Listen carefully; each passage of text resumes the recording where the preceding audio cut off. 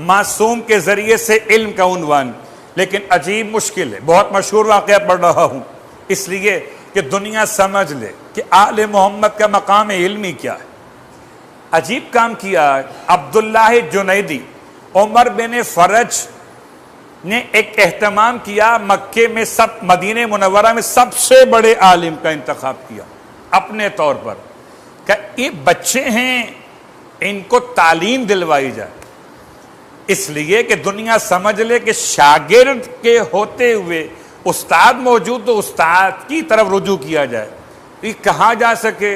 بھئی بڑے تھے اچھے امام نقی، مگر شاگرد تھے عبداللہ جنیدی کے۔ عجیب بات ہے، یعنی آل محمد کا استاد بنا دیا گیا۔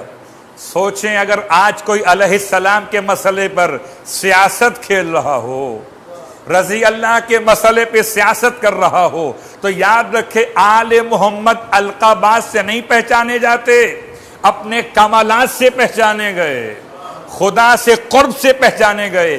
کوئی بھی علیہ السلام نہ کہے تب بھی آل محمد ہیں، جن پر خدا کا سلام ہو، انہیں بندوں کے سلام کی حاجت نہیں۔ تم چاہو جو جملہ کہو آل محمد کی شان میں، حق تو یہ ہے کہ حق ادا نہ ہوا۔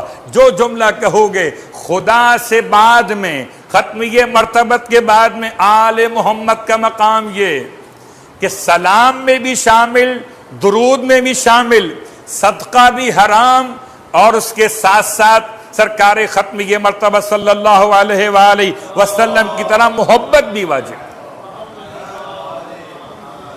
ان تمام باتوں کو علامہ السیوطی نے بیان کیا کہ کن کن معاملات میں آل محمد مساوی مصطفیٰ ہیں۔ اللہ اکبر۔ تو امام علیہ السلام کے لیے استاد کا انتخاب کیا گیا، نام ہے عبداللہ جنیدی، کہ جی امام کو پڑھائیں گے، آداب سکھائیں گے، اخلاق سکھائیں گے۔ رکے رہیے، ذرا پلٹ کے دیکھیے تاریخ انبیاء پر۔ عیسیٰ ابن مریم کے ساتھ بھی ایسا واقعہ پیش آ چکا تھا کہ کوئی استاد رکھ دیا جائے جو عیسیٰ کو آداب سکھا دے۔ اگر کوئی نبی کو آداب سکھا سکتا ہوتا امتی ہو کر تو ہم کہہ دیتے شاید کوئی استاد بن گیا ہو، لیکن نہ کوئی نبی کو سکھا سکا تو نہ کوئی نبی کے وصی کو سکھا سکے گا۔ یہ کون ہے؟ امام علیہ السلام کے پاس یہ رہتا ہے۔ اب لوگ ملنے کے لیے آتے ہیں استاد سے ملنے کے لیے، پوچھتے ہیں تمہارے وہ ہاشمی جوان کا حال کیا، وہ ہاشمی نوجوان کیسا؟ غصے میں کہتا ہے جنیدی تم اسے نوجوان کہتے ہو، وہ تو شیخ بنی ہاشم ہیں۔ پھر اس کا جملہ بڑا حسین ترین، کہتا ہے یظن الناس انی اعلم، لوگ گمان کرتے کہ میں اس کو تعلیم دے رہا ہوں، واللہ انا اتعلم منہ، قسم اللہ کی میں تو اس کا شاگرد بنا ہوا ہوں۔ تو زمانہ جس کو ڈھونڈ کے لایا آل محمد میں استاد بنانے کے لیے، اس کے اپنے الفاظ ہیں کہ میں استاد نہیں ہوں، میں شاگرد۔ پہلی مرتبہ پتہ چلا قرآن کسے کہتے ہیں، حدیث کسے کہتے ہیں، تعویل کیا ہے، تفسیر کیا ہے، فقہ کیا ہے، احکام کیا ہیں، عقائد کیا ہیں۔ اللہ اکبر۔ تو قریب تو آئے کوئی آل محمد کے مکتب میں، اور جب یہ حربہ ناکام ہو گیا تو عجیب بات، جس کو رکھا تھا بدنام کرنے کے لیے وہی نیک نامی کا باعث بن گیا۔ تو اب امام علیہ السلام کو موقع ملا، امام نے وہ یونیورسٹی دوبارہ اوپن کر دی جو امام جعفر صادق علیہ السلام کے دور میں، اللہم صلی اللہ علیہ، مدینہ منورہ میں چاروں طرف سے لوگ آنے لگے۔ پھر وہی انداز شروع ہوا علوم آل محمد کی درسگاہ کا۔ میرے 10ویں امام کا دور مقدس مدینہ منورہ، اور مدینہ منورہ ہو یا سامرہ، ان دونوں مقامات پر امام کی روش کا، اور روش اس لیے خاص بیان کر رہا ہوں کہ دو حوالے۔ ایک مسئلہ کہ جب متوکل کے دربار میں سوال کیا گیا، اس سوال کا جواب بھی، سوال دو انداز سے کیے گئے۔ متوکل بدترین ایسا بدترین جس کو امام فرماتے ہیں عاشرہم اکفرہم، ان کا 10واں سب سے بڑا کافر ہوگا۔ عجیب بات ہے، اگر بنو عباس کا 10واں سب سے بڑا کافر، تو سب سے بڑے کافر کے لیے خدا نے انتخاب کیا سب سے بڑی شخصیت کا، جو ہادی بھی اور نقی بھی۔ نقی اسے کہتے ہیں جس کا باطن خوبصورت ہو، جس کا باطن بڑا عمدہ ہو۔ میرا امام متوکل کے دربار، متوکل نے ایک عیسائی کو اپنا کاتب بنایا، اور کاتب بناتے ہوئے عیسائی کو ایک کنیت دے دی ہے ابو نوح کے نام سے، اور کنیت دیے جانے کا ایک عنوان ہوتا تھا کہ احترام مسلمانوں کا، مومنوں کا ان کی کنیت ہوتی تھی، عیسائیوں کی کنیت نہیں ہوتی تھی۔ لوگوں نے اعتراض کیا متوکل سے کہ تم نے عجیب کام کیا، ایک عیسائی کو کنیت دے دی ہے۔ متوکل کو اپنے اس مسئلے پر کوئی جواب نہیں مل سکا۔ آدھے علماء کہتے تھے دے سکتے ہو، کوئی حرج نہیں ہے، آدھے کہتے تھے نہیں دے سکتے ہو، اس کا یہ مقام نہیں ہے۔ اور جب نہ سمجھ سکا متوکل بھی، تو آیا در آل محمد پہ سر جھکائے ہوئے۔ آپ بتائیے، اللہم صلی اللہ علیہ وسلم۔ امام علیہ السلام نے صرف ایک آیت تلاوت کی قرآن مجید میں سے، بسم اللہ الرحمن الرحیم، تبت یدا ابی لہب وتب۔ ارشاد فرمایا اگر خدا کسی کافر کو لقب دے سکتا ہے تو کسی عیسائی کو لقب دینے میں کنیت کے طور پہ کوئی حرج نہیں ہے۔ خدا نے سورہ لہب میں ابو لہب کہہ کر کنیت سے مخاطب کیا۔ اگر کسی کافر کو کنیت دی جا سکتی ہے تو پھر ابو نوح کہہ کر کسی عیسائی کو پکارنا عیب نہیں ہے۔ متوکل کا دوسرا مسئلہ، کہتے بیمار پڑ گیا۔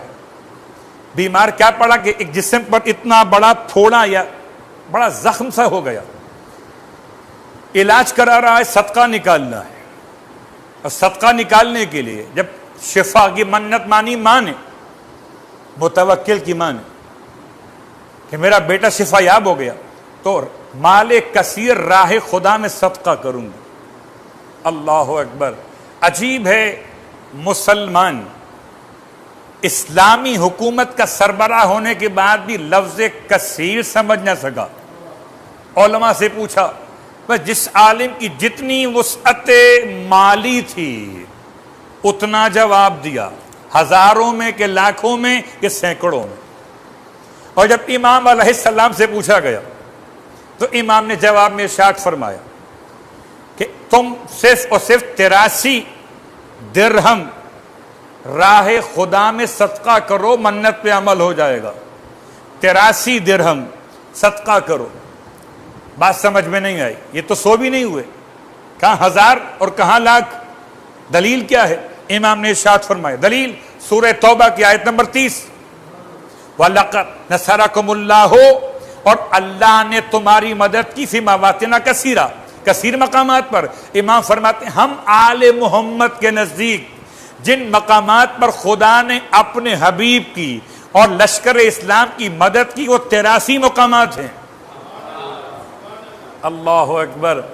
اگر کثیر سمجھ میں نہیں آیا تو کوثر سمجھ میں کیسے آ جائے گا؟ آل محمد کے بغیر۔ اللہم صلی علی محمد، اللہم صلی علی محمد۔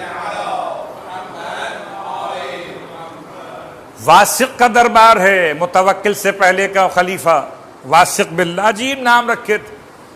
واسق باللہ کے دربار میں سوال اٹھ گیا، اور سوال کرنے والا عجیب سوال کرتا ہے، یہ تو بتائیے، کیونکہ زمانہ تقریباً حج کے آخر ایام ہو سکتا ہے کہ کوئی ابھی بھی اعمال حج باقی کر رہا ہو، البتہ اب تو اتنا رش تھا نہیں کہ کہا جائے کسی کے اعمال باقی رہ گئے، ہو سکتا ہے کوئی مسئلہ طہارت کی بنیاد پر اعمال لیٹ کر رہا ہو، تو حج سے مثال لاتے ہوئے واسق باللہ کا دربار ہے۔ سوال اٹھا کہ یہ تو بتاؤ آدم علیہ السلام نے حج کیا کہ نہیں کیا؟